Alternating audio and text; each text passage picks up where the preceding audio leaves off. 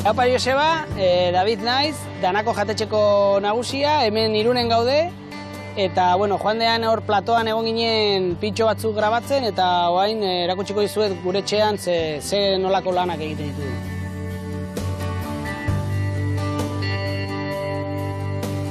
Egia esan da elektrizista naiz, baina txikitatik soziedadean beti nagon sartuta, eta Koldo Salinas animatu zidan lasartera jutea, zegoela gizon batan jatetxe bat zuela eta ondo egiten zela gauzak egiten, eta gizon hori Martin zen, ez? Nire lehendabiziko sukaldeko nagusiak izan ziren Davide Jorge eta Andoni Luis Aduriz, eta gero ja 2000-tik aurrea ja nire kabuz jarri nintzen, eta azkenian nire emaztearekin Danako sortu genuen, 15 urte egingo du ireki genula Danako. Pintxoen inguru gabil, pintxoen menu degustazio bat dakagu, jende oso gustora hartzen dula. Dastatzen dutenean, flipatzen dute, jaten dituzte 7 pintxo desberdin eta osagai pila desberdin. Baita dakagu eguneko menua eta astebukarako menua.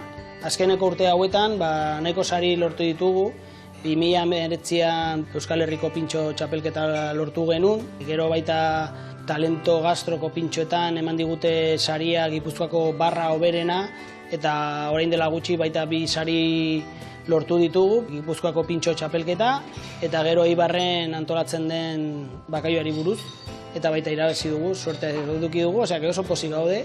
Eta orain pasako gera, hemen Danakon ezagunetako den pintxo bat, Aitona pintxoa, sari asko eduki dituena, oso oroimen politak dituela niretzat, eta etortzen dena Danakora ezin da jun Aitona pintxoa probatu bat.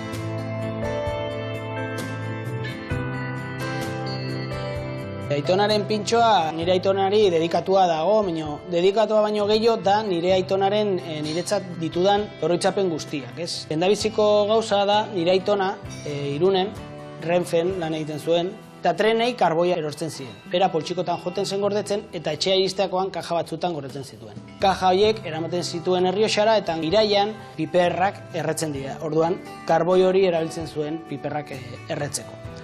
Piperraren osagaiak. Kutxa horiek nola sartzen zituen karboia pixkate imitatzeko, egin duguna izan da teja krujiente hauek biekin pintxo bat osatzen dugula. Pasta guantukin egindakoak.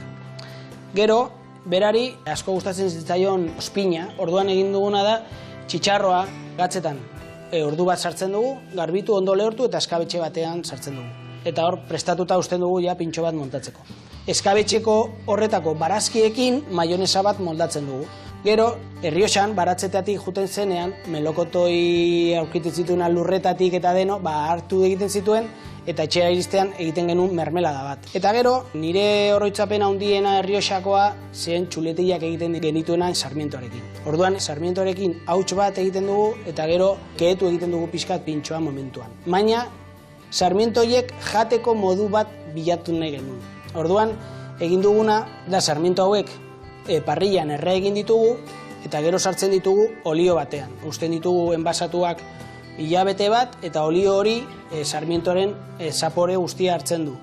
Eta azkenekoa pintxoa, hauntzazko gaztamus bat egin dugu, pintxoa pixkateltzeko.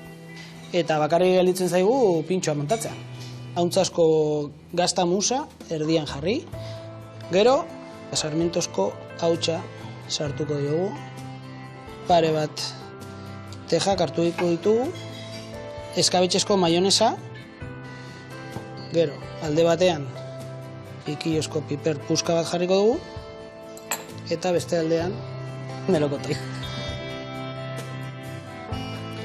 Eta gero, txitxarro bat. Eta orain, egingo duguna da gure kutxa itxi. Gaztan heldu, maionesa pizkat gehiago jarriko diogu txontxorrean, eta orain gure loreak, eta azken ikutua, Sarmientozko hautsa hartuko dugu, sartzen dugu hemen, kopra prestatuko dugu,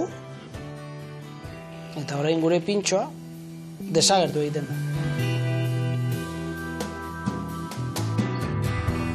Bueno, Joseba, eta hemen eskaintzen dizuegu gure pintxo Aitona, Danako jatetxetik, Irundik, nahi duzutenean etorri dastatzera, eta eskerrik asko, eta beste bat arte. Agur!